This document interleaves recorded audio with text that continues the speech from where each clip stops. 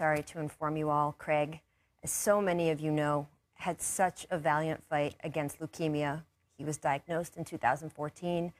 He went through 3 bone marrow transplants, each one tougher than the last. And I have to tell you, having had so many conversations with him and his family along the way Craig fought this spoke so much to the kind of life that he lived, the kind of values that he had, and the family that he had around him. His son was one of his bone marrow donors.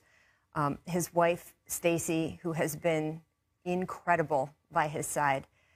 They just celebrated their anniversary yesterday, and I know it was important for Craig to be able to do that.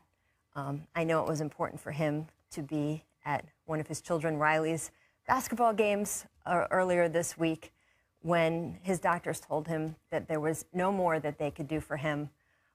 He fought it. I was talking to his son just a couple days ago. He did not want to start hospice or go into the last stage of treatment, but he knew that he was leaving his family in good hands and that they had been able to absorb so much of his strength.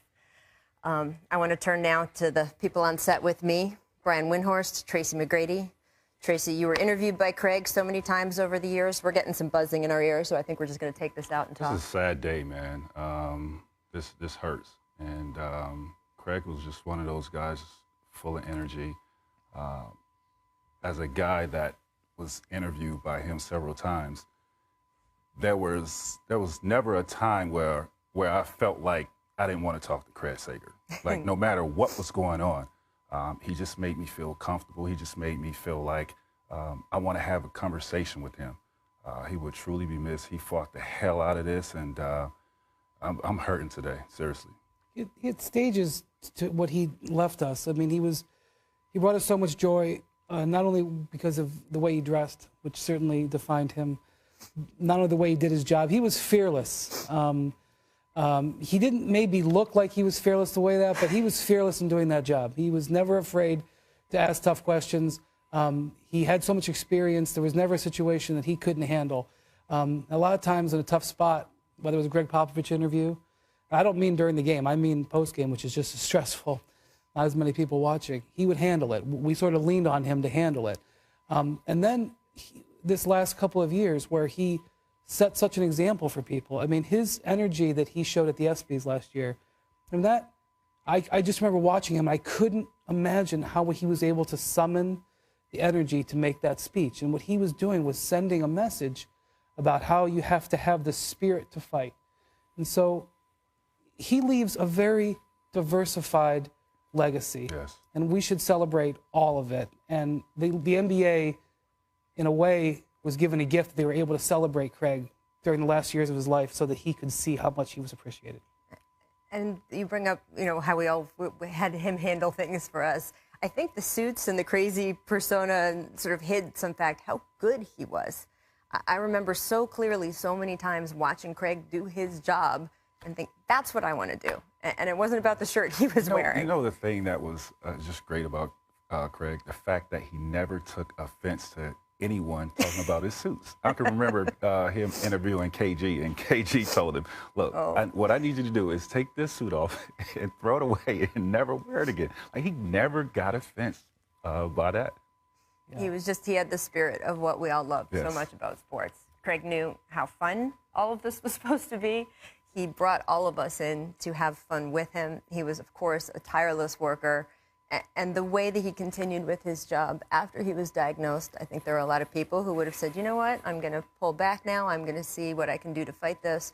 And Craig would always say, this is how I'm fighting it. And the people who knew him would understand what he meant. Being around the game, being around the people that he loved and the sports that he loved, it brought him so much incredible energy. It gave him a reason to get up. I remember talking to his wife, Stacy, when Craig was sort of trapped in the hospital in Houston for a long time in one of his treatment cycles. And she just said he's going crazy because he's watching all these games and he can't go be there. And that speaks to just who he was and how much he loved this game and how much in debt we all are to him. He was inducted into the Sports Broadcasting Hall of Fame just a couple nights ago, and I said here on this show, I was shocked that hadn't happened a long time ago. This was not some sort of, gee, we know you're sick achievement award. I mean, he earned it. Right. He started doing this job in 1972. He did some incredible baseball reporting long before he got to the NBA.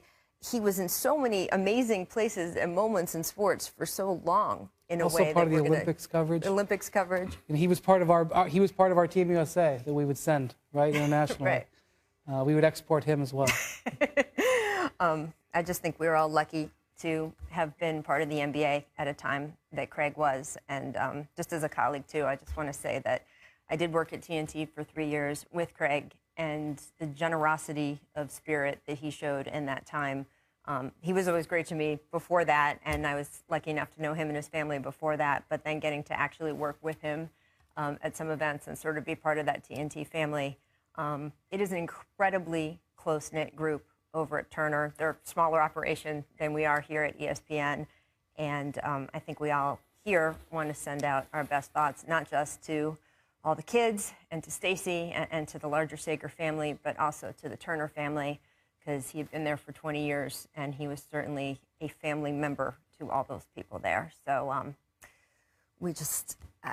so devastated. Yeah. I'm not sure I even know what to say. I knew this was coming. Been talking to his family over the last few days. But